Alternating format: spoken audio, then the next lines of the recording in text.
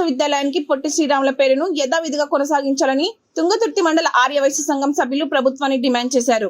మంగళవారం తుంగతుర్తి నియోజకవర్గ కేంద్రంలో ఏర్పాటు చేసిన విలేకరుల సమావేశంలో ఆర్యవైశ్య సూర్యాపేట జిల్లా రాజకీయ కమిటీ చైర్మన్ తాటికొండ సీతయ్య మాట్లాడారు. ఈ కార్యక్రమంలో తుంగతుర్తి మండల ఆర్యవైశ్య సంఘం అధ్యక్షులు ఓరుగంటి శ్రీనివాస్, ప్రధాన కార్యదర్శి ఈగ నాగన్న, కోశాధికారి మాచెట్టి వెంకన్న, భవన సంఘం ఉపాధ్యక్షులు తల్లాడ ఖేదరి, బండారు నాగన్న, తల్లాడ శ్రీనివాస్, తల్లాడ భిక్షం తదితర ఆర్యవైశ్యులు పాల్గొన్నారు.